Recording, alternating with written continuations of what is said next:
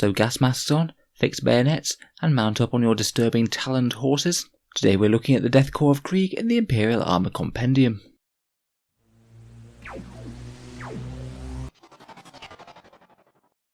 Hello and welcome back to Auspex Tactics, the strategy-focused 40k channel where we're all about getting the most out of our miniatures on the tabletop. So the Imperial Armour Compendium has been a bit of a rough time for Krieg. As we know, sadly lots of options have been lost to Legends, and Games Workshop has confirmed that many of their options will be getting datasheets there in due course. Today though, I wanted to focus on what we actually have for the Krieg in the book, with a bit of an overview of their rules, but particularly focusing on their Death Riders and Combat Engineers. Let's jump straight into it.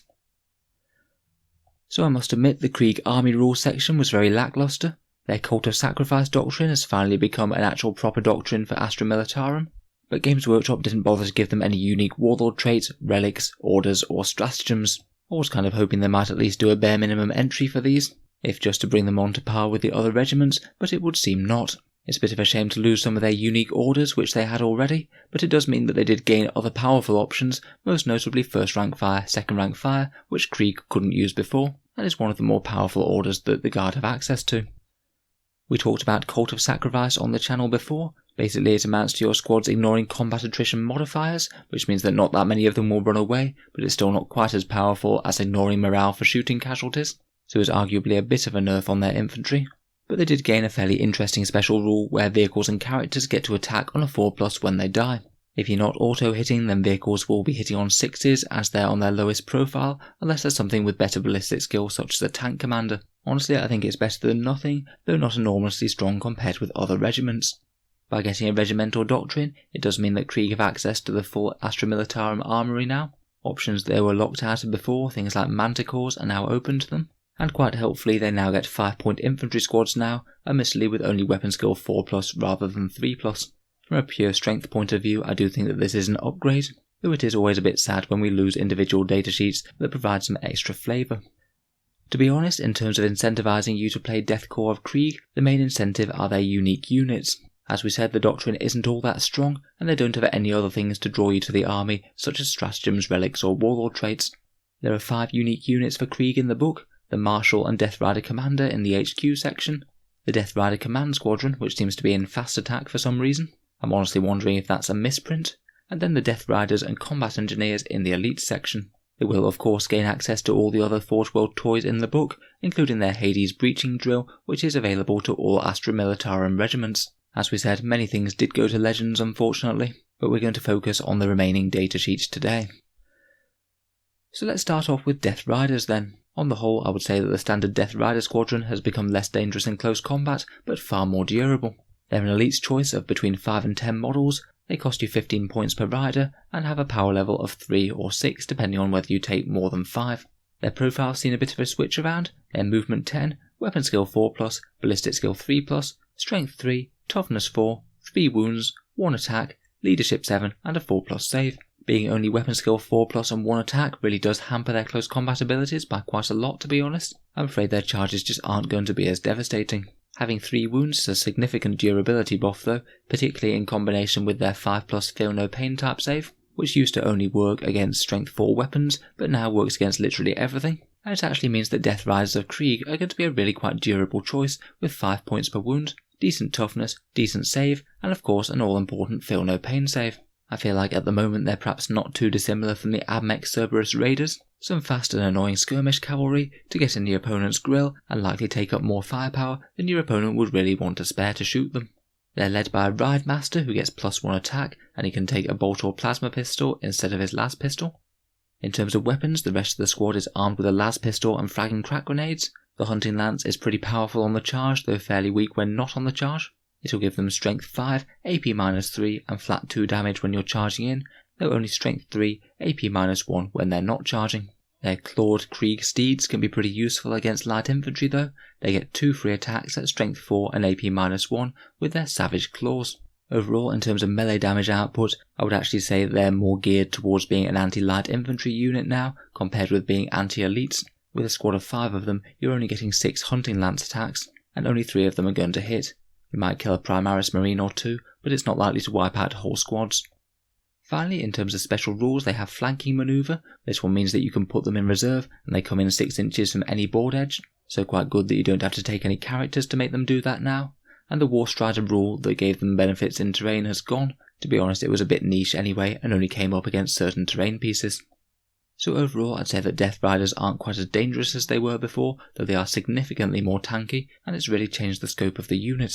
Fortunately though, the Death Rider Command Squad gives us a little bit of extra help, and in terms of melee power is significantly better than the standard Death Rider squad. You only get 4 models in the squadron, they all get 2 attacks for free at no extra charge, and best of all, they don't have any sort of limitation on whether or not you take a commander with them. You can take 3 Death Rider Command Squads of 4 models each at 60 points, and you just get a flatly better stat line for them.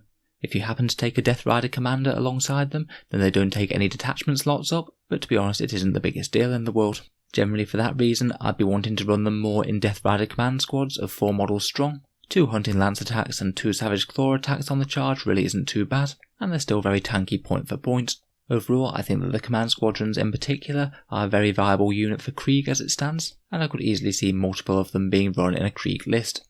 Before we leave them behind, I'd just like to mention their detachment slot. On the unit entry, it says that the Death Rider Command Squadron is fast attack and the regular Death Riders are elites, but in the point section it swaps them over, so we kind of need an FAQ to say which is which. I strongly suspect that it's meant to be the standard Death Rider Squadron that's the fast attack choice, and the Command Squadron is supposed to be an elite. So let's move on to the other big hitting Krieg unit then, the Combat Engineers. You get these guys in a squad of 5 or 10, they're an elite's choice, and they're 8 points per model. Their stat line is pretty much that of a standard Guard veteran, except they have a 4+ armor save rather than 5+, and as per normal, the sergeant gets an extra pip of leadership and attack.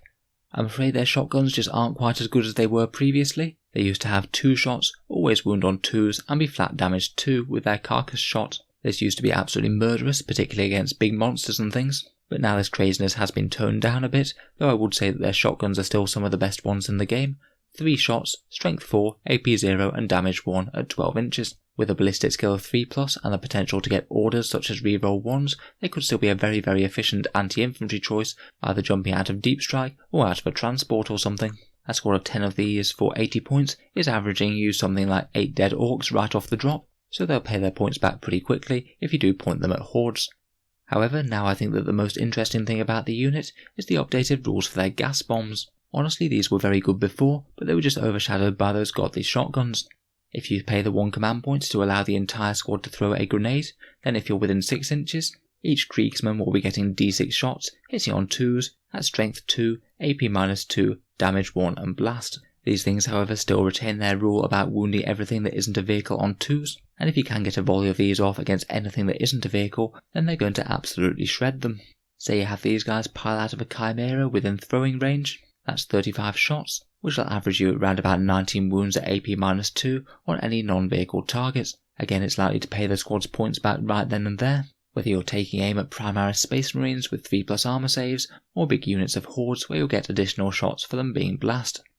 They do have the option to become a deathcore weapon team with a mole launcher, though while being quite fun, I'm not sure it's the most optimal choice ever. It'll cost you 9 points more than taking 2 individual combat engineers, it's got a 24-inch range, heavy D6, strength 5, AP -1, damage 1 and blast. Probably the biggest draw to it for me is that it can target units out of line of sight, which could be helpful in whittling down a few of the opponent's troops, but I feel like with the short range of the shotguns, most of the time these combat engineers are going to want to be moving, so you're quite likely to be hitting on 4s with this thing. Typically I think you're going to be better off with more engineers with shotguns compared with upgrading to this guy.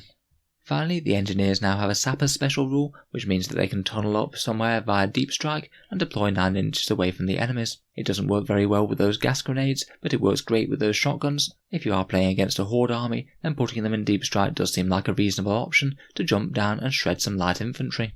Overall, it is a bit sad to see their crazy shotguns brought back into line a bit, though I still think that they could be very viable, both in terms of deep strike horde clearing, and perhaps more interestingly having multiple squads in chimeras, all ready to jump out and douse them in acid gas bombs, if the enemy does venture within strike range. Getting a full squad of these using grenadiers would be just so much fun.